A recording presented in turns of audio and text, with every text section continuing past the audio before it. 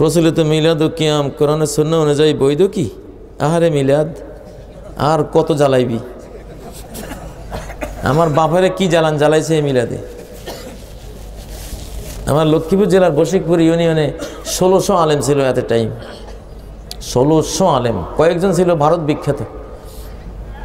কলকাতা আলিয়া থেকে হোল ভারতে first class first আছে মৌলানা আবদুল্লাহ, উনি আমার গ্রামের লোক, আমার বাবার ওস্তাদ।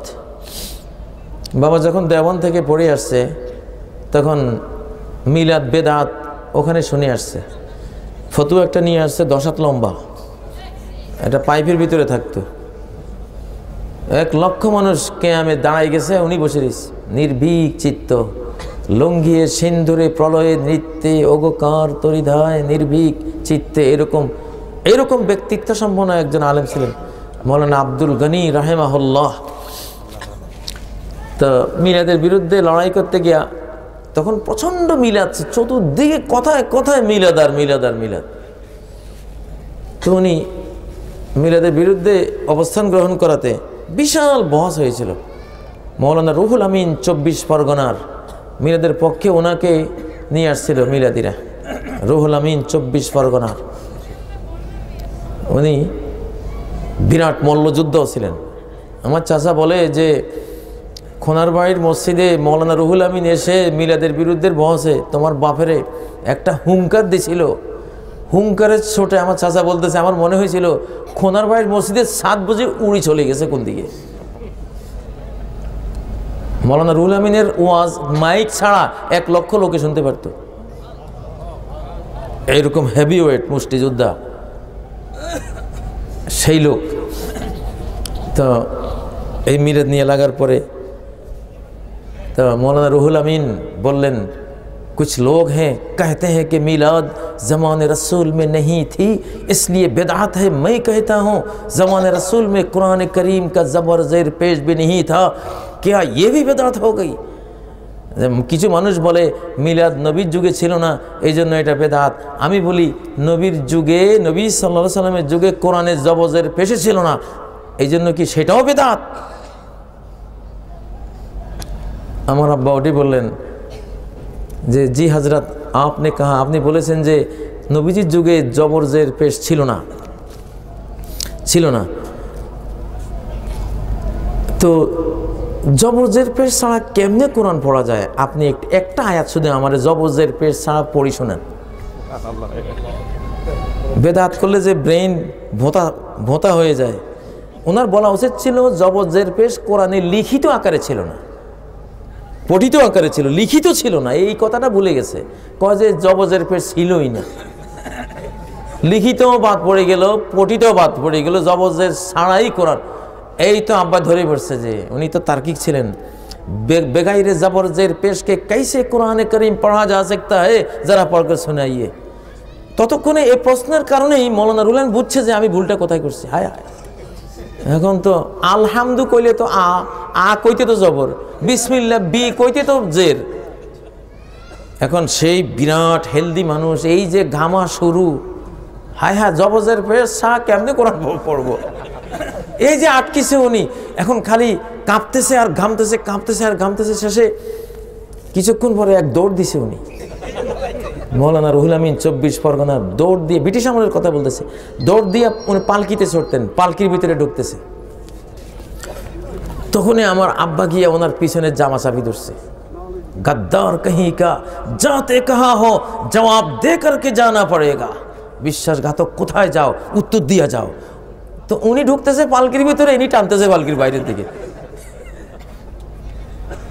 এগুলি হোক আমরা চাই না, এগুলি একযোগে তিলকা উম্মাতুন কাদ খালাত চলে গেছে। যাই হোক, আমরা চাই না আমাদের সমাজে এমন কোনো ফিতনা ফাসাদ হোক। কিন্তু এই মিলাদ নিয়ে অতীতে এরকম ভয়াবহ অবস্থা ছিল। পরে আমার গোটা বংশের সাথে মিলাদিরা বয়কট করেছিল। আমরা রাস্তায় গেলে কেউ সালাম দেবে না আমাদেরকে, আমরা সালাম দিলে কেউ উত্তর দেবে না। আমরা বাজারে কিছু বিক্রি করতে গেলে কেউ কিনবে না, আমরা কিনতে গেলে আমাদের কাছে কেউ কিছু বিক্রি করবে না।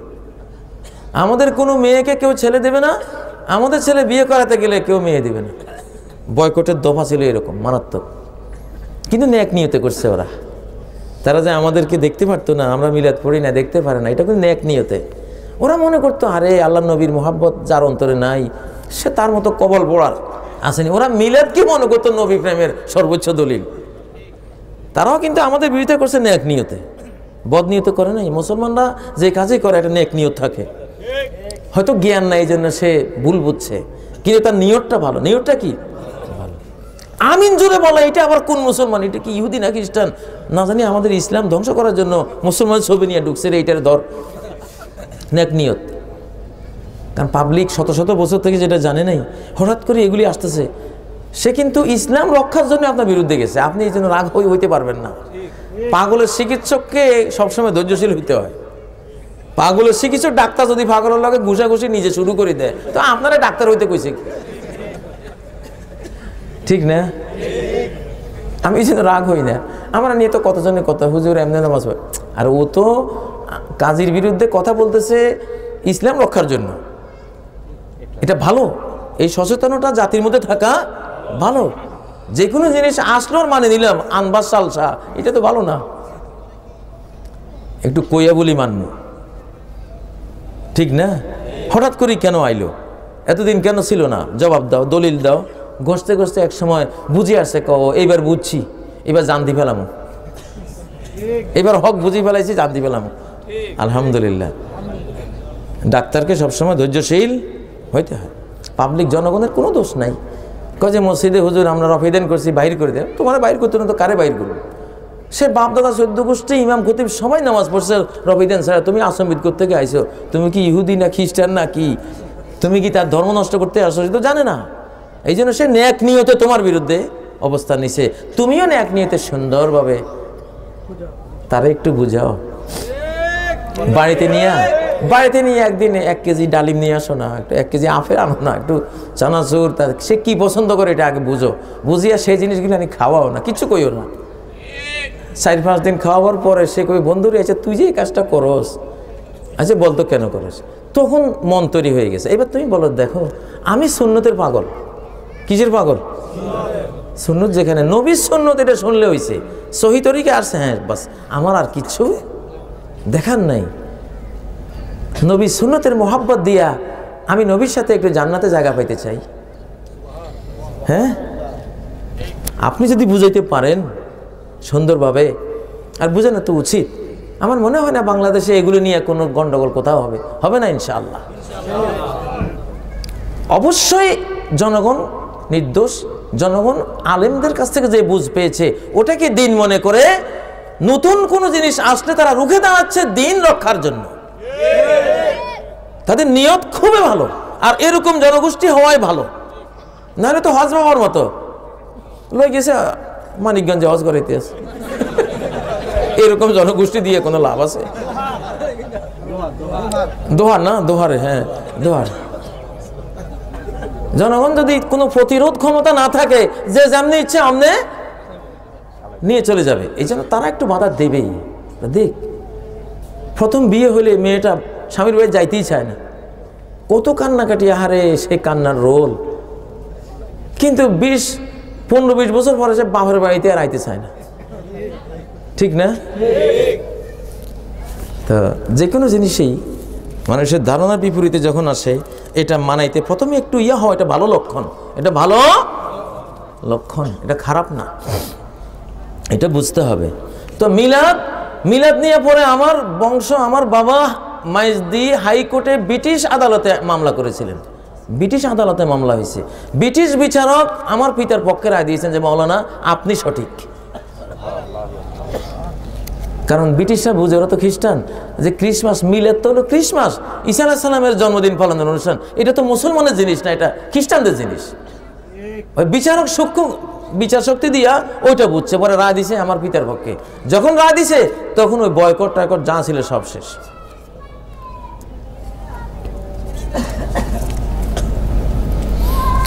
আমি গুনাহ করার পর তওবা করি, কিন্তু বেশি দিন তওবার উপর থাকতে পারি না। এখন আমি কি করতে পারি? বেশি দিন থাকতে পারেন না মানে আপনার তওবাটা খুব ফ্যাকের খুঁটা মার্কা তওবা করছেন। ফ্যাকের খুঁটা, এদিকে টানলে এদিকে যায়, ওইদিকে টানলে ওইদিকে যায়। আল্লাহ নবী সাহাবীরা এমন তওবা করতেন, লাকাদ তাবা তাওবাতান লাউ ইনকাসামাত আলা আহলিল মাদিনাতি লাওয়াসিআতহুম। ওই মাইজ এমন তওবা করেছে, যদি মদিনার সমস্ত গুনাহগারদেরকে ওর তওবা, একজনের তওবাটা ভাগ করে দেওয়া হয়, মদিনার সমস্ত পাপীদের সব গুনাহ মাফ হয়ে যাবে, কারো আর তওবা করা লাগবে না। এইরকম তওবা একজনে করছে। আল্লাহু আকবার। এমন তওবা করতে ওনারা যে গোটা টাউনের সবাইকে, সব গুনাহগারকে ওই তওবার ভাগ দিলে সবার গুনাহ মাফ হয়ে যাবে। তুমি কোন সাদা তওবা করছো? খালি তোমার নিচেরই গুনাহ মাফ হয় না তোমার তওবা দিয়ে, গোটা শহরের মানুষের গুনাহ তো দূরে থাক। তুমি কাপুরুষ, ওইরকম তওবা করো, কল্লা জাকাত থাক, আল্লাহকে কথা দিছি তো দিছি, এই লাইনে আছি ইনশাআল্লাহ। ইয়া আইয়ুহাল্লাযীনা আমানু তুবু ইলাল্লাহি, তারপরে কি? তাওবাতান নাসুহা। তওবা করলে খাঁটি তওবা করো। এত বড় আল্লাহ, এত বড় আল্লাহ, তোমার হৃদয়ে ঝট করে কোন কল্পনা গেছে, 20 বছর আগের কোন কথা, সেটা উনি ধরে ফেলছে। কিরকম তিনি তোমাকে মনিটর করে। এক ওস্তাদ এক ছাত্রকে খুব আদর করতো, তো বাকি সবাই বলতো শুধু এই ছাত্রকে এত আদর করেন আর আমাদেরকে এত আদর করেন না, আমরা কি বুঝি না, আমাদের কি জ্ঞান নাই, ব্রেন নাই, বুদ্ধি নাই, মেধা নাই? তো একদিন ওই ওস্তাদ প্রত্যেকের একটা করে কবুতর দিছে, যে যেখানে কেউ নেই ওখানে জবাই করিয়া। প্রত্যেক ছাত্রকে একটা করে কবুতর, ওই ছাত্রকেও দিছে একটা কবুতর। তো সবাই জঙ্গলে ঢুকে আশপাশে দেখছে, কেউ দেখেনি, কেউ দেখে না। তখন যাব আল্লাহু আকবার, বিসমিল্লাহ, আল্লাহু আকবার, জবাই করছে। কেউ জঙ্গলে গিয়া, কেউ ঘরের ভিতরে গিয়া, কেউ গুহায় গিয়া, কেউ গাছে উঠিয়া, যে যেখানে নির্জন পাইছে জবাই করছে। যে ছাত্রটা খুব জ্ঞানী ওস্তাদে আদর করে বেশি, ছাত্র এটা জ্যান্ত কবুতর লয়ে চলে আসছে। ওস্তাদ সবাইকে জিজ্ঞাসা করতেছে, তুমি নির্জন পাইছো? হ্যাঁ পাইছি। কোথায়? অমুকখানে। তুমি কোথায়? অমুকখানে। সবাই জবানবন্দি দিচ্ছে। ওই ছাত্রকে বললো, তুমি কেন জবাই করলা না? আজ তো জিন্দা কবুতর নিয়ে আসলা। কয়, আমি কত জায়গায় পলাইছি, কোনো জায়গায় পলাইতে পারলাম না একজন থেকে কোথাও পলাইতে পারিনি। উনি দেখে, তা আপনি তো শর্ত দিয়েছেন যে কেউ যাতে না দেখে, তো উনি তো দেখে, এই জন্য আমি আর হুজুর জবাই করতে পারলাম না, সরি, আমাকে মাফ করবেন। আল্লাহু আকবার। তখন সবাই বুঝছে কেন ওস্তাদ তাকে ভালোবাসে, এত আদর করে। তাবিজ দেওয়া কি শিরক নাকি ভালো? তাবিজ তো একটা গণেশ, ছোটখাটো গণেশ। মানে আল্লাহকা তামিমাতান ফাকাদ আশরাকা, যে একটা তাবিজ ঝুলাইলো সে একটা মূর্তি পূজা করলো। মানে আল্লাহকা শাইয়ান উকিলা ইলাইহি, যে কোনো জিনিস লটকাবে, তাবিজ ঝুলাবে, তাকে ওই তাবিজের উপরে সমর্পণ করা হবে, আল্লাহ তার থেকে মুক্ত হয়ে যাবেন, দূরে সরে যাবেন। ইন্নাকা ইন মিত্তা ওয়া হিয়া আলাইকা মা আফলাহাতা আবাদা, এগুলি সব গ্রহণযোগ্য সনদের হাদিস। তুমি এই তাবিজ, এই বালা নিয়ে যদি মারা যাও, কঠিন কালেও জান্নাত পাওয়ার সফলতা তুমি লাভ করতে পারবা না। 10 জনের 9 জনের হাতে নবীজি বায়াত করলেন, একজনের হাত দিয়েছে, নবীজি হাত গোটাইলেন, দেখলেন যে ওখানে একটা তাবিজ। এই গণেশ নিয়ে তোমার হাতে বায়াত করা, এই গণেশ ফেলাও আগে, বুঝেন না? হয়তো বা প্রশ্ন করতে পারেন, মনে মনে ভাবতে পারেন, কোরআন আর হাদিসের দোয়া দিয়ে তাবিজ লিখলে তো কোনো সমস্যা হওয়ার কথা নয়। সমস্যা হবে। সাদ্দাল্লি জারায়ে, কোরআন সুন্নাহ শিরিক না, কিন্তু কোনটা শিরিকি তাবিজ, কোনটা কোরআনওয়ালা তাবিজ, পাবলিক কি বুঝবে? বুঝার ক্ষমতা আছে? ক্ষমতা নাই। এই জন্য কোরআন দিয়ে তাবিজ দিলে ওই ফাঁকে শিরিকি তাবিজ দেদারসে ঢুকে যাবে। এই জন্য এইটার শিরিক বন্ধ করার জন্য তাবিজ সিস্টেমটাই বাতিল ইসলামে। সাইদ ইবনুল মুসাইয়্যিব রাহিমাহুল্লাহ সাইয়্যিদুত তাবিঈন ছিলেন। ফাথুল মজিদ গ্রন্থে তার বিখ্যাত সেই উক্তি রয়েছে, তিনি বলেছেন, কানু ইয়াকরাহুনা আত-তামাইমা কুল্লাহা মিনাল কুরআনি ওয়া গায়রিল কুরআন। আসলাফরা, সাহাবায়ে কেরাম সব ধরনের তাবিজকে হারাম মনে করতেন, চাই কোরআন দিয়ে লেখো, চাই গায়রে কোরআন দিয়ে লেখো। তাবিজ জিনিসটাই অচল ইসলামে, এটা চলবে না। অতএব তাবিজ তোমারে যাবেন না। তাবিজ তোমারে না গিয়ে ওলামায়ে কেরাম আছেন যারা তাবিজ দিয়ে হয়তো 100, 500, 1000 টাকা পান, কোনো দরকার নাই। পানি পড়া দিয়ে 1000 নয় 10,000 টাকা নেবেন, সমস্যা নাই। পানি পড়া দেন, তাবিজ দিবেন কেন? বিতর্কিততে যাবেন কেন? নিষিদ্ধে হারামে যাবেন কেন? একজন ওয়াটার সায়েন্টিস্ট, পানি বিজ্ঞানী, জাপানের পানি বিজ্ঞানী মুসারিও ইমোটো, তিনি বলেছেন, আমি দেখেছি মুসলমানের কোরআন তেলাওয়াত করে যখন পানিতে ফু দেয়া হয়, আমি জমজমের পানি এনে ওই পানির মধ্যে বৈজ্ঞানিক যন্ত্র সেট করেছি, মুসলমানকে বলেছি কোরআনের কিছু আয়াত পড়ে ফু মারো। ফুর পরে দেখলাম কি ধরনের নুরানি ওই পানির মধ্যে ঢুকে গেছে, কি ধরনের রোগ নিরাময়ের ক্ষমতা ওই পানিতে বেড়ে গেছে। ওই পানি যদি কেউ পান করে তার ওই রোগ কিছুতেই শরীরে থাকতে পারে না। এখন তো পানির বোতল পাওয়া যায়, তুমি তাবিজের বোতল রাখছো কা? ছোট ছোট তাবিজের বোতল কি করবা? পানির বোতল লাখো করে 100 বোতল পানি, বুঝেন না? আকিজের স্পা পানি আছে, খুব ভালো পানি আছে, ওটার বোতল লাখো। কেউ আসলে 3 কুল পড়ে, ফাতিহা 7 বার পড়ে, যা পারো পড়ে ফু দাও, আল্লাহর ওলি হও, তোমার ফুঁতে এমন পাওয়ার আসুক, আল্লাহর রহমতে রোগী ভালো হয়ে গেছে। হালাল লজি করলা, পানি ফু দিলে তো এটা হালাল। এটা কি? এটা হালাল। বা আবু সাইদ খুদরি রাদিয়াল্লাহু আনহুর মতো হও, সাপে কাটছে, এলাকার মোড়লকে সাপে কাটছে, কোনো চিকিৎসা হচ্ছে না, পরে উনি গেলেন 7 বার সূরা ফাতিহা পড়ে ফু দেওয়ার সাথে সাথে মুমূর্ষু মানুষ লাফ দিয়ে উঠলো, কান্নামা উনশিতা মিন আকাল, যেন উটকে রশি থেকে ছেড়ে দেওয়া হয়েছে, এইভাবে লাফ দিয়ে উঠছে। পরে 30টা আরাবিয়ান ছাগল দিছে ওনারে, এক একটা আরাবিয়ান ছাগল অন্তত 20,000 টাকা দাম হবে। তাহলে 30-20-এ কয় লাখ টাকা? 6 লাখ টাকা নিছে। তুমি 6 লাখ টাকা নাও না, তুমি তাবিজ নিয়ে 6,000 টাকা নিবে কেন? তুমি একজনের সূরা ফাতিহা দিয়ে ভালো করে চুক্তি করো যে আমি ইনশাআল্লাহ ফাতিহা দিয়ে চিকিৎসা করতেছি, আপনি ভালো হলে আমাকে 6 লাখ টাকা দেবেন। বড় লোক যদি পান, সমস্যা আছে? হ্যাঁ, সাহাবীরা আবু সাইদ খুদরি 30টা ছাগল নেওয়ার পরে ভয় পাচ্ছিলেন, চিকিৎসা করে, কোরআন দিয়ে চিকিৎসা করে টাকা দিলাম, না জানি হারাম করলাম কিনা ভয় পাচ্ছি, একটাও খান নাই। নবীজির কাছে গেলেন যে ওনাকে আগে প্রশ্ন করব। নবীজি শুনে কয়, আমারও এক ভাগ দাও। এটার মতো টাটকা হালাল আর কি হইতে পারে? ইন্না আহাক্কা মা আখাযতুম আলাইহি আজরান কিতাবুল্লাহ, সহিহ বুখারীর হাদিস, যে সবচেয়ে পারিশ্রমিক নিছো যত কাজ করে পৃথিবীতে, তোর মধ্যে কোরআন দিয়ে চিকিৎসা করে যেই পারিশ্রমিক নিছো, এটা হলো সবচেয়ে হালাল হক পারিশ্রমিক, সবচেয়ে পবিত্র পারিশ্রমিক এটা। আল্লাহু আকবার। এত সুন্দর জিনিস থাকতে হুদায় তাবিজ তোমার গণেশের ব্যবসা করে লাভ আছে? হ্যাঁ, শিরিকের ব্যবসা কোনো দরকার নেই। ফু মারেন, তাবিজ তোমার দেন। আমি দেখছি মাঝে মধ্যে ফু দিলে কি কাজটা হয়, খাত ব্যথা ভালো হয়ে যায়, আলহামদুলিল্লাহ।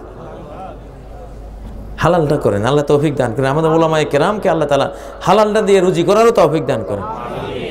আধ্যাত্মিক ডাক্তার আপনি ফু দিয়া আপনি দেন না, আপনার এখানে আসলে 10,000 টাকা ফি দিতে হবে, আপনি ভালো হলে 10,000 টাকা দেবেন। অনেক আলেম আছে ভালো, তার মুখের যশ এত ভালো, ফু দিলে ভালো হয়ে যায়। হাসপাতালে যদি ওরা লক্ষ লক্ষ টাকা নেয়, আপনি নেবেন না কেন? আপনিও নেন, সেই যোগ্যতা অর্জন করেন, সে আল্লাহর সাথে সম্পর্ক গড়েন। আল্লাহ তাআলা তৌফিক দান করেন। নবীজি কি মাটির তৈরি নাকি নূরের তৈরি? সব ভেজাইলে প্রশ্ন। মুসলমানের বেজাল লাগবে যেগুলি দিয়ে খালি এই প্রশ্নগুলি আসে, সামাজিক প্রশ্ন নাই। নবীজি কি মাটির তৈরি নাকি নূরের তৈরি? কে কিসের তৈরি এইটা দিয়েই যদি ফয়সালা হইতো, কে কিসের তৈরি এইটার উপরে যদি মর্যাদা নির্ভর করত, তাহলে তো শয়তানের কথাই উত্তম হইতো। কারণ সে মাটির তৈরি, আগুনের তৈরি, আদম মাটির তৈরি, তার যুক্তিটাই খাটতো। আল্লাহ বোঝাইলেন কে কিসের তৈরি এইটার উপরে মর্যাদা নির্ভর করে না, কে কোন আমল করো, কি বিশ্বাস করো, কি ঈমান পোষণ করো, সেইটার উপরে মর্যাদা নির্ভর করে, ঠিক না? তুচ্ছ পানি থেকে সৃষ্টি করছি তোমারে ঈমানের কারণে, ইলমের কারণে, কোরআন সুন্নাহর ওহীর জ্ঞানের কারণে।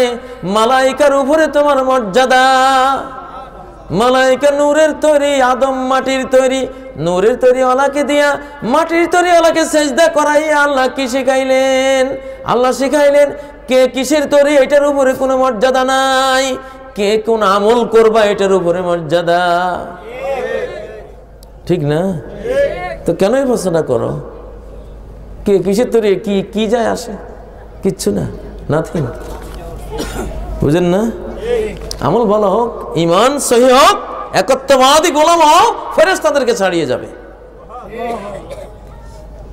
তারপরও বলছি, যেহেতু প্রশ্ন করেছেন, এটা একটা আকীদার মাসালা, ফরজ আকীদা, যে সমস্ত আম্বিয়া ইকরাম কুল আদম জাতটাই মাটির তৈরি। হ্যাঁ, আন্নাসু বানু আদম ওয়া আদামু মিন তুরাব, সকল মানুষ, আম্বিয়া গায়রে আম্বিয়া, সকল মানুষ কিসের তৈরি? মাটির তৈরি, আদম সন্তান। কোরআনে সূরা কাহফের 110 নম্বর আয়াতে আল্লাহ বলেছেন, কুল, ও নবী, তোমার সৃষ্টি নিয়ে তো অনেক গন্ডগোল হবে আমি জানি, তো কথাটা তোমার মুখ দিয়ে বলাই রাখি, তুমি বলো, কুল, তুমি বলে রাখো, ইন্নামা আনা বাশার, ইন্নামা যোগ করে কয়েছে, এইটা ছাড়া আর কিছুই নয়, কিছুই হতে পারে না যে আমি একজন বাশার, আমি একজন কি, আমি একজন বাশার। কেউ যদি দাবি করে যে তার পীর চোখ বন্ধ করলে রাসূল সাল্লাল্লাহু আলাইহি ওয়াসাল্লামকে দেখতে পায়, তবে তাকে সত্যবাদী বলা যাবে কি?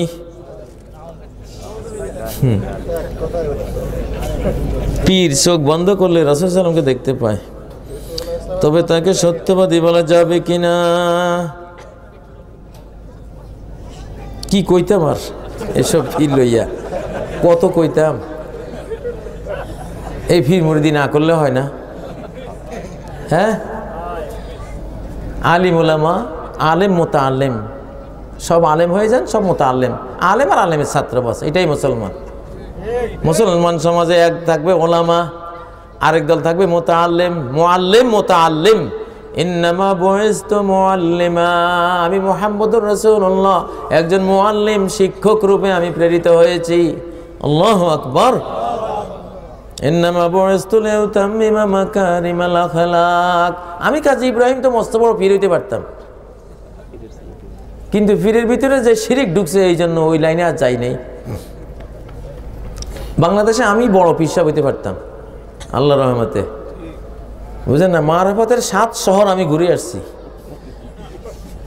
হফতে শহরে মারফত আত্তার দিদ, মাছুনা দর খুম্মে এক বাজি ছায়েম। আমি যত মারফতের শের, আশার, মারবতি, এগুলি যা আমার ব্রেনে এখনো আছে, এখনো যদি শুরু করে দিই, হেলিকপ্টার নিয়ে আসবো, যাবো ইনশাআল্লাহ, কিন্তু চাই না ওগুলি। আল্লাহ তাআলা এইসব দুনিয়ার এইসব মোহ থেকে আল্লাহ হেফাজত করেন, বলেন আমিন। আশরাফ আলী থানভী রহমতুল্লাহ আলাইহি আমার নানাকে পুত্র বলে আদর করতেন। তুমি আমার ছেলে, আমার আপন নানা আব্দুল আজিজ জানাবওয়ালা, লক্ষ্মীপুরের বর্তলী মাদ্রাসার প্রতিষ্ঠাতা পরিচালক, 65 বছর আশরাফ আলী থানভী রহমতুল্লাহ নামে মাদ্রাসায় আশরাফুল উলুম করে 65 বছর তিনি মুহতামিম ছিলেন। এরপরে ওনার নাতিরা এখন চালাচ্ছে দাওরায়ে হাদিস মাদ্রাসায় আশরাফুল উলুম বর্তলী। সে আব্দুল আজিজ জানাবওয়ালা মানুষ ফেরেশতা বলতো, হাটহাজারীর মুহতামিম প্রতিষ্ঠাতা আব্দুল ওয়াহাব রাহিমাহুল্লাহ ওনাকে মানুষ ফেরেশতা বলতো, আসলে এরকম ছিল। ওনার ছাত্ররা ওনার জন্য ফার্সিতে কবিতা বানাইছে, सूरते यूसुफ बेदारी हिकमते लुकमान हम कारिए कुरआन बारी आए दिले शादान मा। এটা আমার নানা ছাত্রদের শের, নানার ব্যাপারে বলছে যে আপনি ইউসুফ আলাইহিস সালামের মতো রূপ সৌন্দর্যের অধিকারী যেন আপনাকে মনে হয়, লোকমান হাকিমের মতো বিজ্ঞানী মনে হয়, আল্লাহর কোরআনের বিশ্ববিখ্যাত কারি মনে হয় আপনাকে। আয়ে দিলে শাদানে মা, আপনি আমাদের আনন্দে উচ্ছল প্রাণ স্বরূপ, আপনি এমন মর্যাদা দিত। সেই আব্দুল আজিজ জানাবওয়ালার ছেলে ছিল মুফতি আব্দুল মুইজ রহমতুল্লাহ আলাইহি, মুফতি ফজলুল হক আমিনীর উস্তাদ। সেই মুফতি আব্দুল মুইজ রাহিমাহুল্লাহ আমার আপন মামা, স্বাধীন বাংলার বাইতুল মুকাররমের প্রথম খতিব, বঙ্গবন্ধু নিজে যাকে ওখানে নিয়োগ দিয়েছিলেন, প্রথম খতিব, বাংলার বড় বড় সব কওমি আলেমদের উস্তাদ। তো আমার নানা আশরাফ আলী থানভীর উনি পুত্র বলে আদর করতেন। আশরাফ আলী থানভী রহমতুল্লাহ আলাইহির বালিশ এখনো আমার নানার বাড়িতে আছে, 125 বছর বয়সের বালিশ, কাঁচের আলমারিতে হেফাজত করা। দেখতে চাইলে বর্তলী মাদ্রাসায় গিয়ে দেখে আসেন। আমি যদি পীর মুরিদি করতাম, সিলসিলায় আশরাফ আলী থানভী সিলসিলা, আর আমার আপন বাবা হোসেন আহমদ মাদানীর সিলসিলার খলিফা, তাহলে এই দুই সূত্র থেকে যে বাংলাদেশের বড় সড়ো একজন পীর যে হইতাম কোনো সন্দেহ আছে? কিন্তু না, আল্লাহ আমাকে ওই লাইনে নেন নাই, আমার পিতৃপুরুষরা কেউ ওই লাইনে যায় নাই, নানারা ওই লাইনে যান নাই। এলমে দ্বীনের দারসে কোরআন, আমার পিতা হাফেজে কোরআন ছিলেন, হাফেজে হাদিস, সারা জীবন দেখছি খালি কোরআন পড়তো, খালি কোরআন। খেতনি রেতে গিয়ে কোরআন পড়ছে, রিক্সায় বসে কোরআন পড়তেন, জেলখানায় বসে কোরআন পড়তেন। না, উনি জেলে যান নাই, উনি জেলে যান নাই। হ্যাঁ, ওনার সামনে থেকে শত শত আলেমকে জেলখানা নিয়ে গেছে, উনি তখন কোরআন পড়তেছে, ওনারা দেখেই নেই। এরা যারা করতেছে ওরা দেখেই না, ওনাদের কোরআনের জগতে ডুবা। জাআলনা বাইনাকা ওয়া বাইনাল্লাযীনা লা ইউমিনুনা বিল আখিরাহ হিজাবাম মাসতুরা। তুমি যখন কোরআন তেলাওয়াত করো তখন পরকাল অবিশ্বাসী তোমার মাঝে একটা অদৃশ্য পর্দা টানাই দেয়, ওরা তোমারে দেখে না। ইমাম কুরতুবীকে মারার জন্য খ্রিস্টান একদল লোক ধেয়ে আসতেছে, উনি তখন সূরা ইয়াসিনের একটা আয়াত পড়লেন, ওয়াজআলনা মিন বাইনি আইদিহিম সাদ্দা ওয়া মিন খালফিহিম সাদ্দা ফাআগশাইনাহুম ফাহুম লা ইউবসিরুন। ওদের সামনে একটা প্রাচীর নির্মাণ করে দিলাম, পেছন থেকে একটা প্রাচীর নির্মাণ করে দিলাম, ঢেকে দিলাম, ওরা আর কিছুই দেখতে পায় না। কুরতুবী তাদের সামনে দিয়ে হাঁটে গেল, ওরা ওনাকে মারার জন্য আসছে, ওর ভিতর দিয়ে উনি হাঁটে গেলেন, দেখলো না তারা। ও ভাইরা, পীর মুরিদের দিকে যাই না, নকশবন্দি, চিস্তিয়া, কাদেরি শুনতে কেমন লাগে? এগুলি শুনতে কেমন লাগে? কিসের এত তরিকা? এক মুহাম্মদ সাল্লাল্লাহু আলাইহি সাল্লামের তরিকা, বাস, এক কথায় শেষ। আপনার স্ত্রী যদি বলে, ওগো আমার স্বামী, প্রিয় স্বামী, বাজার থেকে তুমি এক টুকরো লাল টুকটুকে কাপড় কিনে আনো, কাপড়টা হতে হবে made in Bangladesh, made in, আমি স্বদেশি কাপড় পরি, স্বদেশি এক টুকরো লাল টুকটুকে কাপড় নিয়ে আসবা। এটা আনার পরে এটা সেলাই করতে দিবা আনোয়ার টেইলার্সের ওখানে, কাটিংটা হবে আনোয়ারের, কাপড়টা হবে বাংলাদেশের, কাপড়টা খাঁটি বাংলাদেশের, কাটিংটা খাঁটি আনোয়ারের। কয়টা শর্ত? দুইটা শর্ত। ঠিক কাপড়টা খাঁটি বাংলাদেশের আসলো, কাটিংটা আনোয়ারের আসলো, স্ত্রীকে জামাটা দিলেন, মেনে নিবে কিনা? অবশ্যই মেনে নিবে। সেদিন পোলাও করবো, ফাঁকশাক করে আপনারা খাওয়াইব, বাপের বাড়ি তো নিয়ে যাইব বেড়াইবার জন্য, ঠিক না? এরকম স্বামী কয়টা আছে পৃথিবীতে? আর যদি কাপড় বাংলাদেশের, কাটিং সলিমুদ্দিনের, আনোয়ারের কাটিং নাই, তাহলে তো চুলে যাইবে ওই জামা, ঠিক না? অথবা কাটিং আনোয়ারের জামা, কাপড়টা অন্য, মেড ইন অমুক দেশ, সে টের পাইছে, তুই আমি স্বদেশি পরি, বিদেশি আনলা কেন চুলা, ঠিক না? আল্লাহ তাআলা দুইটা শর্ত দিলেন, ওরে বান্দারা রে, আলা লিল্লাহিদ দীনুল খালিস, একটা ইবাদত তৈরি করে আন, খাঁটি আমার ইবাদত। তোকে দুনিয়াতে পাঠাই দিছি, একটা ইবাদতে জিন্দেগি তৈরি করবি, ইবাদত হইতে হবে খাঁটি আমার, আর সেই ইবাদতের কাটিংটা হইতে হবে খাঁটি আমার মুহাম্মাদের। ইবাদতটা শুধু আমার, ইবাদতের কাটিংটা কার? মুহাম্মাদের সাল্লাল্লাহু আলাইহি সাল্লাম। সকল ইবাদতের কাটিং কার হইতে হবে? মুহাম্মদ সাল্লাল্লাহু আলাইহি সাল্লামের কাটিং হওয়া ফরজ। নফল নামাজেও মুহাম্মদি কাটিং ফরজ। নফল নামাজটা ফরজ না, 2 রাকাত নফল পড়া ফরজ না, নফল পড়লে পারেন, না পড়লেও পারেন, কিন্তু যদি পড়তে যান 2 রাকাতকে ঠিক মুহাম্মদি তরিকায়, রাকাত উনি যেমনি হাত বাঁধতেন, তাকবীর দিতেন, যেমনি রুকু, যেমনি সেজদা, যেমনি বৈঠক, অমনে করা ফরজ। সকল নফল কাজও মুহাম্মদি তরিকায় আঞ্জাম দেওয়া ফরজ। সকল সুন্নত কাজ, সুন্নত হইলে কি হবে? মুহাম্মদি তরিকায় করা ফরজ। সকল ওয়াজিব ফরজ যা কিছু আছে ইসলামে, মুহাম্মদি কাটিংয়ে করা ফরজ। পৃথিবীর বুকে একটা কাটিংয়ে আল্লাহর কাছে প্রিয়, আর কারো কাটিং প্রিয় না, সেই কাটিংটা হলো মুহাম্মদ সাল্লাল্লাহু আলাইহি সাল্লামের কাটিং, ঠিক নয় কি? তো কাটিং চেঞ্জ করছো কাউ জালিমেরা, কিসের? আমি কাজী ইব্রাহিম, আমার বাবা এই, দাদা এই, নানা এই, দাদার কথা তো কই নেই, আর কইতাম না, নানার বাপের কথা কইছি, এইটাই তো মেলা। দাদাও আসিল একখানে ওইরকম, আলহামদুলিল্লাহ। মানুষ যাক, উনি অনেক বড় হাফেজে কোরআন, মুহাদ্দিস ছিলেন, অনেক বড় দাদা, আল্লাহওয়ালা ছিলেন। 115 বছর বয়সেও কই মাছ এইভাবে ভাজি কই মাছ খাইয়ে মরছে। এখনও ঘোড়ায় চড়ে যে কোরআন হাফেজে কোরআন তেলাওয়াত করতে করতে রাত্রে যাইতেন, আশপাশের জিনেরা পর্যন্ত মজমা জমাইত ওনার তেলাওয়াত শুনলে। মৌলানা আব্দুল কাদের রাহিমাহুল্লাহ। তো এখনও মানুষ বলে যে 100 বছর আগে যে তোমার দাদা যে কোরআন পড়তে পড়তে যাইতো, কানে বাজে, এত মিষ্টি সুরে কোরআন তেলাওয়াত করতেন। যাই হোক, তো কিনে বলতেছিলাম, কেন বলছি, কিসের জন্য, প্রশ্নটা কি? কাটিং চেঞ্জ করা যাবে না। আমি কাজী, একটা কাটিং বানাইলে তো লক্ষ লক্ষ মানুষ করবে কাজী সাহেব বানাইছে, লরে চলো। বাইয়াত কিয়া মাইনে উপর তরিকায় কাজিয়া ইব্রাহিমিয়া হইতে পারে কিনা? এখন কোথাও গেলে দেখি না 100 কিলোমিটার দূর থেকে যুবকরা শোনার জন্য, যদি একখান তরিকা আমি দেই, এমন পাগল যুবক তো কিছু অবশ্যই পাবো যেগুলি তরিকায় ইব্রাহিমিয়ার উপরে জিকির আজকাল শুরু করে দেয়, ঠিক না? খবরদার এই সমস্ত কিছু বানাবেন না। গরু গাড়ি দিয়া চাঁদে যাওয়া যায় না। গ্রামগঞ্জের সেরাতে মুস্তাকিম, গ্রামগঞ্জে তরিকা দিয়ে আকাশে উঠতে পারবেন না, আকাশের তরিকা দিয়ে আকাশে উঠা যাবে।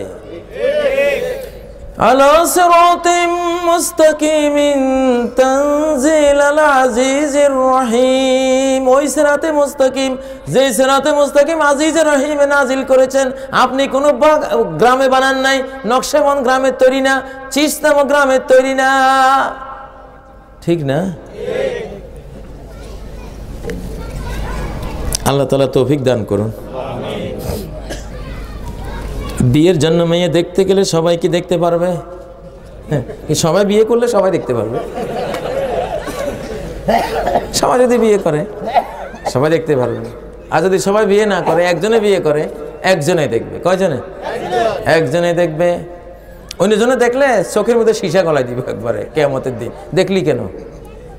ক্যামেরা তুললি, ছবি তুললি কেন তুই? চোখ তো ক্যামেরা, ছবি তুললি কেন তুই? ছবি তোলা হারাম, নিষেধ। চোখের জেনা।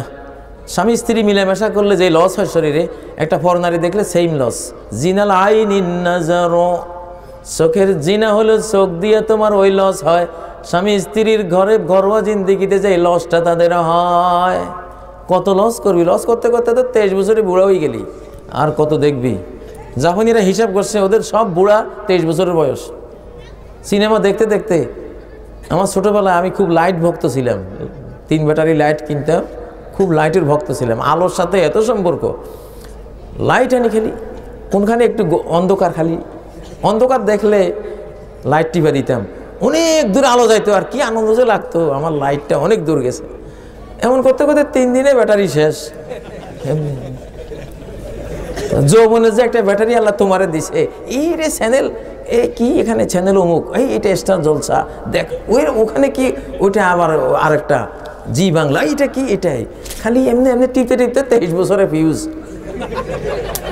যৌবনের ব্যাটারি 23 বছরে ফিউজ হয়ে গেছে। সিনেমা দেখতে চাইও না, মরবা। যেগুলি দেখছে মরছে, ওগুলি বউ পালাইছে। কোন দাঁড়িওয়ালা আল্লাহওয়ালা মানুষের স্ত্রী পলাইতে শুনি না, কিন্তু দাঁড়ি নাই, সিনেমা করবো, কালি পলায়, কালি পলায়। কত বিচার করতাম, বিরক্ত হয়ে গেছি। বুঝেন না? দাঁড়িওয়ালা জ্যাঠা, দাঁড়িয়ে রাখলে কো জ্যাঠা। ছেলেটার বয়স মাত্র 22, দাঁড়িয়ে রাখছে, কো জ্যাঠা কেমন আছে? যে কইছে হের বয়স 40, ওনার দাঁড়ি না, খোকা খোকা লাগে। তুই উপরে খোকা হইলে কি, তুই ভিতরে বুড়া, আর ওইটারে যেটা লাগে ওইটা 80 বছর পর্যন্ত ভাতিজা থাকবে। বুঝেন নাই? আল্লাহ তাআলার নিয়ামত। কার নিয়ামত? তবে হাল আমলে দাড়ি রাখা এখন ফ্যাশন, আলহামদুলিল্লাহ। দাড়ি কাটার ফ্যাশন বাদ চলে গেছে, এখন সব যুবকরা একটু একটু একটু একটু করে রাখে। ভালো, খুব ভালো, খুব ভালো। দাড়ি কোনোদিন সমস্যা না, দাড়ি যে পুরা কাটে ও সমস্যা, যে রাখাতে আরম্ভ করে দিছে সে সমস্যা না, আলহামদুলিল্লাহ। লাইনে উঠে আসছে, আজকে ছোট কালকে বড় হবে ইনশাআল্লাহ। তাকে নিয়ে কোনো সমালোচনা করা ঠিক না, তারে বাড়তে দেবেন। খাবার খাওয়ার সময় সালাম দেওয়া বা সালাম নেওয়া দুইটাই জায়েজ, কোনো সমস্যা নেই, নিষেধ নেই, কোনো হাদিস নেই। সালাম খাবারের সময় সালাম দিতেও পারবেন, নিতেও পারবেন। সালাম দিলে বুঝে যাবে আপনি খাইতে চান। বসে যান, খাবেন। না জেনে শিরকে আকবরে লিপ্ত হলে চিরস্থায়ী জাহান্নামে যেতে হবে। শিরিক সম্পর্কে মূর্খ থাকার কোনো সুযোগ নাই, কোনো সুযোগ নেই। না জেনে কেন শিরিক করবেন? না জানলেন কেন? কি জানতে গেলি তাহলে দুনিয়াতে? জানছটা কি তুই? হ্যাঁ, তোরে আমি শিরিক মুক্ত ইবাদত করার জন্য পাঠাইছি, সে শিরিক করে বসে রয়েছে, শিখলিটা কি তুই 70 বছরে? ওখানে না জানার কোনো সুযোগ নাই, জানতে হবে। শিরিক জানতে হবে। বাবারে সেজদা করলে যে শিরকে আকবার, ঠিক না? গায়ে বানা দোয়া করছো, তোমার পীর বুজুর্গ তোমার সামনে নাই, নৌকা ডুবে যাচ্ছে, পীর বাবা বাঁচাও, খাজা বাবা বাঁচাও, চিৎকার করতেছো, শিরকি আকবার। জানলো না কেন? কারে ডাকবা? আল্লাহকে ডাকবা। দাউল্লাহ মুখলিসিনা লাহুদ্দিন। আমার জাতো ভাই কামাল আর্মিতে চাকরি করতো। কামাল বলতেছে, একবার খুলনা যাচ্ছি রকেটে চড়ে, খুলনার একটা রকেটের নাম আছে স্টিমারের নাম আছে রকেট। রাস্তায় ধরছে কালবৈশাখী ঝড়, একবার এই কাত একবার ওই কাত, যায় যায় অবস্থা। মুসলমান সবগুলি লা ইলাহা ইল্লা আনতা সুবহানাকা ইন্নী কুনতু মিনাজ জালিমিন সব কিভাবে পড়তেছে। হিন্দু একটা ছিল পাশে, কোন ভাগে তারও মুখস্থ হয়ে গেছে, সেও সমানে লা ইলাহা ইল্লা আনতা সুবহানাকা ইন্নী কুনতু মিনাজ জালিমিন দুটি পড়িয়া দোয়া ইউনুস সমানে পড়া শুরু করছে। একটু রুলিংটা কমার পরে মুসলমান একটা বিড়ি ধরাইছে, তো হিন্দু ভদ্রলোক, বাবারে মাপ চাই তোর কাছে, জীবনটা এখনো আশঙ্কা মুক্ত না, আরো কতক্ষণ পর আমি পড়ি, তুইও পড়, পরে খাইস। বিপদে পড়লে মাবুদ যে কে তখন প্রমাণ হয়ে যায়, বোঝা যায়। দাউল্লাহ মুখলিসিনা লাহুদ্দিন। কি কি করলে শিরিক হয়? কোনো কিছু আল্লাহ ছাড়া আর কেউ দিয়েছে, দান করেছে, আল্লাহর কোনো ভূমিকা নাই, এটা মনে করা শিরকে আকবার।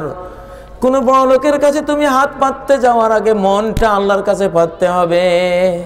বড় লোকের কাছে হাত পাতা জায়েজ রাখা হয়েছে মানুষের জরুরতের কারণে, কিন্তু একটা শর্ত আছে, হাত যখন বড় লোকের দিকে বাড়াইলা মনটা তখন আল্লাহর দিকে বাড়াইলা। ওরে ওগো আল্লাহ, তুমি যদি আসমানের উপর থেকে আরশের উপর থেকে আমার জন্য 10 টাকা অনুমোদন করো, তুমি যদি দেওয়ার ওখানে অনুমোদন দাও, তাহলে সে দেবে। শাহিদার হিসাবে, বন্টনকারী হিসাবে তার কাছে হাত পাতলাম, তোমার কাছে মনটা পাতলাম, তুমি আমারে দাও। আমার ওই কামাল, জারতো ভাই কামালের আরেক কথা মনে হয়েছে। সে কইতো, একটা আর্মি আমার সাথে চাকরি করতো, নাম সাইফুল্লাহ। সাইফুল্লাহর অভ্যাস ছিল যে কোনো জিনিস চাওয়ার আগে 2 রাকাত নামাজ পড়ে কতক্ষণ আল্লাহর কাছে কাঁদতো। ছুটি লাগবে 2 দিন ছুটি, মসজিদে চলে গেছে, ওযু টজু করে মসজিদে গিয়া 2 রাকাত পড়ে বসে বসে কাঁদতেছে, আল্লাহ আপনি আমার 2 দিনের ছুটি মঞ্জুর করেন, আপনি তো ছুটি দাতা, সব দাতা আপনি ছুটি না দিলে অফিসার আমারে দেবে না। কান্নাকাটি করতেছে। অফিসারও মসজিদের এক কোনায় তাকাই দেখছে যে সাইফুল্লাহ কাঁদতে আছে আল্লাহর কাছে ছুটির জন্য। এরপরে যখন দরখাস্ত লিখে অফিসারের কাছে গেছে, অফিসার কয়, বাপরে বাপ, সুবহানাল্লাহ, এর ছুটি না দেয় কে? ও যে কান্নাকাটি আল্লাহর কাছে করে আসছে, এইটারে ছুটি না দিলে আমারে খবর হইব। কয় সাইফুল্লাহ জীবনে ছুটি চাইয়া বিফল হয় নাই, কারণ আগে কার কাছে চাইছে?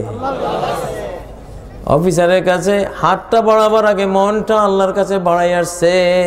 ওই সাইফুল্লাহ কারো কাছে ঋণ চাইলেও কেউ বাধা দিতে না, ওরে দে, ও আগে ব্যবস্থা করিয়ে আইছে ওইখানে।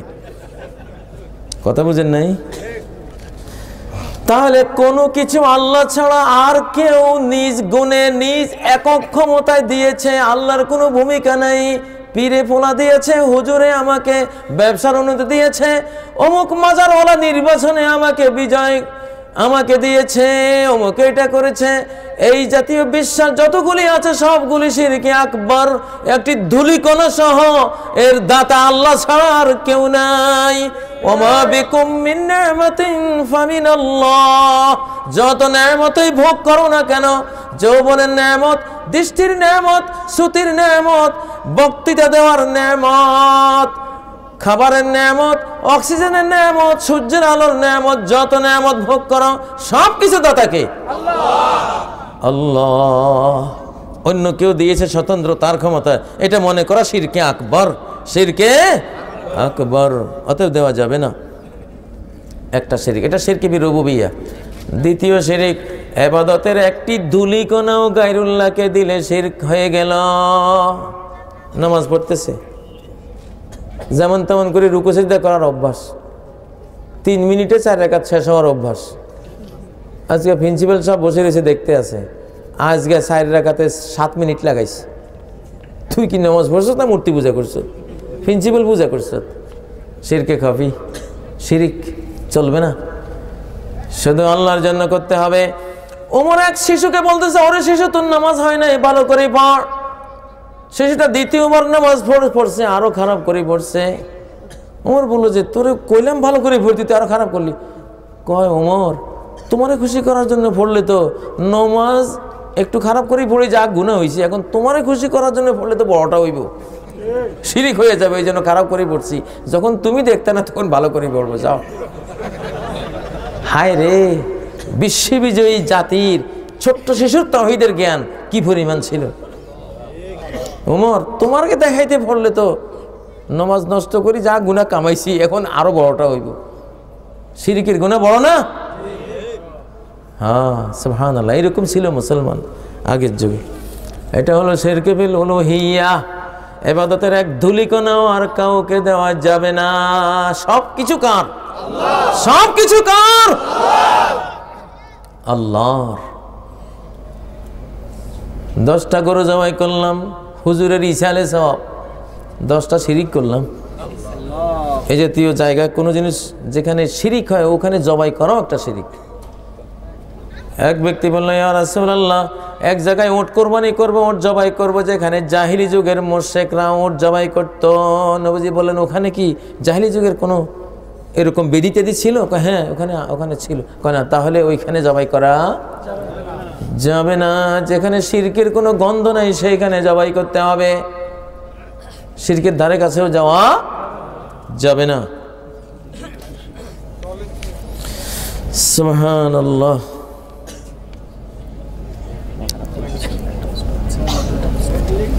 আসলে যত প্রশ্ন আপনারা দিয়েছেন ভাইজানেরা, আর একটা হলো শিরকে বিল আসমাই ওয়াস সিফাত। আব্দুল হাকিমকে হাকিম সাহেব বলছেন, আব্দুর রহিমকে রহিম সাহেব বলা, আব্দুল করিমকে করিম সাহেব বলা, আল্লাহর আসমা ওয়াস সিফাতের মধ্যে শিরিক। কারণ এই আব্দুল করিম, এই করিম তো আল্লাহ, যাকে ডাকছেন সে হলো আব্দ, সে তো করিম না। আব্দুল হাকিমের মধ্যে হাকিম আল্লাহ, যাকে ডাকছেন সে হলো আব্দ, তাকে আব্দু বলবেন। ও আব্দুল হাকিম, মহাবিজ্ঞানীর গোলাম, মহাবিজ্ঞানীর বান্দা। তো আব্দুল হাকিম আলিফ লাম যুক্ত হয়ে যেখানে আসে, আব্দ আগে থাকে, আল্লাহর একটা আসমায়ে হোসনার কোনো একটা ইসিম পরে আসে, এগুলিতে আব্দুল হাকিমকে আপনি হাকিম বলতে পারবেন না। শুধু কোনো সন্তানকে যদি হাকিম নাম রাখেন, আব্দুল হাকিম নাম রাখলেন না, হাকিম নাম রাখছেন, তারা হাকিম বলতে পারবেন। করিম নাম রাখছেন, তাকে করিম ডাকতে পারবেন। রহিম নাম রাখছেন, রহিম নাম ডাকতে পারবেন। কিন্তু আব্দুর রহিমকে কখনো রহিম সাহেব বলা যাবে না। আরব জানেন, আর আমরা পাবলিকও এরকম ডাকে না, ওরা পুরো নাম আল ইসমুল মুআব্বাদু লিল্লাহি আযজা ওয়া জাল, যে নামটা আল্লাহর আব্দিয়তের সাথে যুক্ত, ওখানে পুরো নাম বলতে হয়, না বললে আসমা ও সিফাতের মধ্যে শিরিক হয়। কথা বুঝেন নাই? প্রিয় ভাইয়েরা, আসলে অজস্র প্রশ্ন দিয়েছেন, এত প্রশ্নের জবাব তো দিতে পারবো না, সময় হবে না।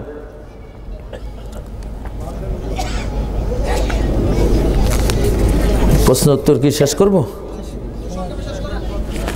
আমার মনে হয় যেহেতু 2 ঘন্টা হয়ে গেছে, আপনাদের জন্য 2 ঘন্টা, আমার জন্য প্রতিদিন। সেই রাজশাহী থেকে পরশু আসলাম সরাসরি চাঁদপুর থেকে কালকে রাত্রে সরাসরি ময়মনসিংহ জামালপুর, সেখান থেকে সরাসরি আপনাদের এখানে। তো এই জন্য সাধ্যের বাইরে কিছু করাও ঠিক না। প্রশ্ন অনেক করেছেন, অনেক প্রশ্ন সব ইন্টারনেটে দেওয়া আছে আলহামদুলিল্লাহ, আপনারা সেখান থেকে ডাউনলোড করে শুনতে পারবেন। অনেক শায়েখরা বক্তব্য রাখেন, ওলামায়ে দ্বীন যারা, তারা বক্তব্য রাখেন, তাদের থেকে আপনারা নেবেন। তো প্রশ্ন আপনারা অনেকগুলো করেছেন, আমি এখানেই সমাপ্ত করতে চাই। কাফারাতুল মাজলিস দোয়াটি পড়ে, মজলিস শেষের নবী সাল্লাল্লাহু আলাইহি ওয়াসাল্লামের সুন্নতি দোয়াটা পড়ে আমরা শেষ করি। সুবহানাকাল্লাহুম্মা ওয়া বিহামদিক আশহাদু আল্লা ইলাহা ইল্লা আনত আস্তাগফিরুকা ওয়া আতুবু ইলাইক।